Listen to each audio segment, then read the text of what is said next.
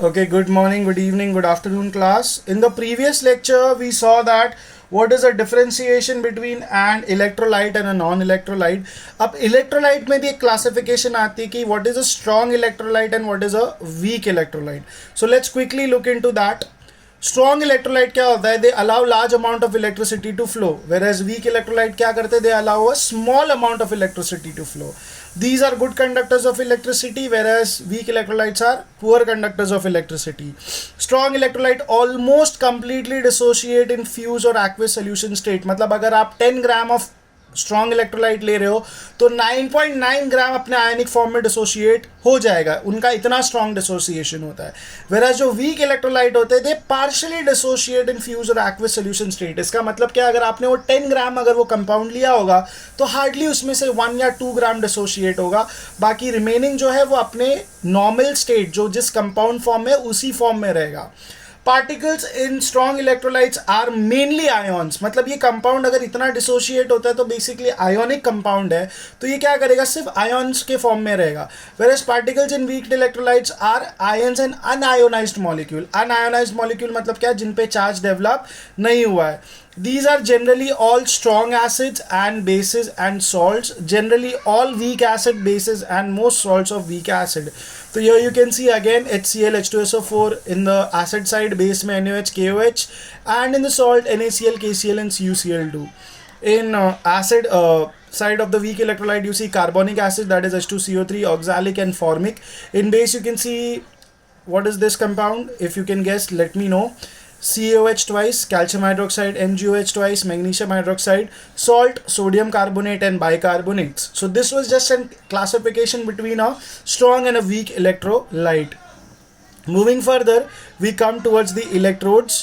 Now electrodes allow electric current to enter or leave the electrolyte. Very important है, if you remember the diagram जहाँ पे हमने previous lecture में discuss किया था कि जो पॉजिटिव टर्मिनल से कनेक्टेड होता है वो क्या होता है, इफ यू रिमेंबर, एनोड, और जो नेगेटिव टर्मिनल से कनेक्टेड होता है वो होता है कैथोड. तो यहाँ पे अब उनके ब्रीफ डिस्क्रिप्शन में हम क्या देख रहे हैं, electrodes allow electrical current to enter और लीव द इलेक्ट्रोलाइटिक सोल्यूशन. देखिए अगर मैं आपको यहाँ पे एक डायग्रामेटिक व्यू में एक्सप्लेन करूँ, यहाँ पे मेरे पास एक बीकर है और यहाँ पे एक लिक्विड सोल्यूशन है और यहाँ पे मैंने सिर्फ बैटरी रखी है और बैटरी को मैंने कहीं से कनेक्ट नहीं किया, तो ऐसा तो पॉसिबल ही नहीं हो सकता कि करंट डायरेक्टली इस सोल्यूशन में जंप करे. टू प्रोड्यूस और let current pass into the solution I introduce a electrode which is then dipped into the solution, and because of this dipping, जब मैंने इसको इस सोल्यूशन में डिप किया है वहाँ से उसके वजह से परमिसिबल क्या होता है कि current can enter the electrolytic solution. ये जो सोल्यूशन है मेरे पास उसमें तब करंट एंटर कर सकता है. Okay, there are two types of electrodes in a conductivity cell are made up of either metal or carbon. मतलब ये या तो ये मेटल के होंगे या कार्बन के होंगे. अब ग्रेफाइट या कार्बन इलेक्ट्रोड कब यूज होता है कि जब आपको पता है कि आपका जो प्रोडक्ट बन रहा है या जो इलेक्ट्रोलाइटिक सोल्यूशन है वो मेटालिक इलेक्ट्रोड के साथ रिएक्ट करेगा. That is why we also call them as a inert electrode. Inert का मतलब क्या होता है, जो रिएक्ट नहीं करते हैं. Okay, depending upon the terminal of the battery they are connected to, they are either classified as cathode and anode. अब मैं आपको एक आइडिया दे रहा हूँ, उसको याद कैसे करना है. कटायन पे चार्ज क्या होता है, पॉजिटिव. तो पॉजिटिव चार्ज को अट्रैक्ट करने के लिए आपको कौन सा चार्ज चाहिए, नेगेटिव, इसलिए कैथोड पे चार्ज क्या रहेगा, नेगेटिव. एनायन का चार्ज क्या होता है, नेगेटिव चार्ज का, that is obviously it is negatively charge. तो नेगेटिव चार्ज को अट्रैक्ट करने के लिए आपको क्या चाहिए, पॉजिटिव, इसलिए एनोड पे चार्ज क्या होता है, positive. So please remember this class in a very simple way. So class, again I'm trying to explain the logic what happens at cathode and anode. देखो कैथोड का चार्ज क्या होता है, negative. Cathode is negatively charge. तो इसीलिए जो positive cation है, sodium जैसा कटायन है, वो कैथोड पे जाके एक इलेक्ट्रॉन गेन करता है, इसलिए यहाँ पे हमने प्लस साइन रखा है. और जब वो एक इलेक्ट्रॉन गेन करता है तो क्या बन जाता है, न्यूट्रल एटम, जिसके वजह से हम क्या बोलते हैं, reduction reaction.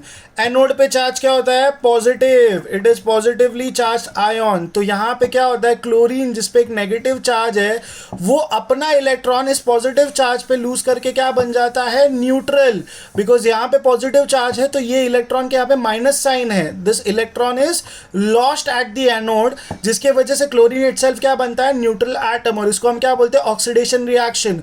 Now if you remember, मैंने यहाँ पे क्या बोला है, ऑयल रिग से क्या याद रखना है आपको, oxidation is loss of electron, reduction is gain of electron. तो you can clearly see cathode पे क्या हो रहा है, कैथोड पे इलेक्ट्रॉन लूज हो रहा है कि गेन हो रहा है. Think of it like that. यहाँ पे इलेक्ट्रॉन गेन हो रहा है ना, क्योंकि नेगेटिवली चार्ज है कैथोड, तो यहाँ पे क्या कंटिन्यूएशन में हो रहा है, प्लीज अंडरस्टैंड दिस क्लास. यहाँ से इलेक्ट्रॉन बोरो कर रहा है ना सोडियम अपने पास, तो reduction is what, gain of electron. यहाँ से इलेक्ट्रॉन गेन किया जा रहा है. साइमल्टेनियसली हम क्या बोलते हैं, ऑक्सीडेशन रिएक्शन है. क्यों, क्योंकि क्लोरीन पॉजिटिव टर्मिनल पे जाके अपना इलेक्ट्रॉन लूज कर रहा है, hence we say oxidation is loss of electron. So please remember this concept for your electrodes as well as cathode and anode. Now let's quickly look at the classification of anode and cathode.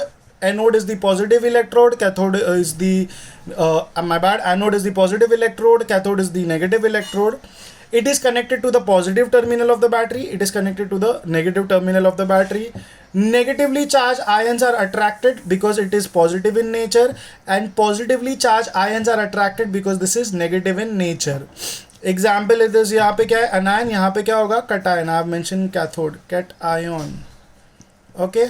Now looking further, anion donate electron and are oxidized. Okay, cation gain electron, that is why they are reduced to the normal atoms. So that is the reason हम इसको क्या बोलते हैं, oxidizing electrode. We just discussed about oxidation and reduction.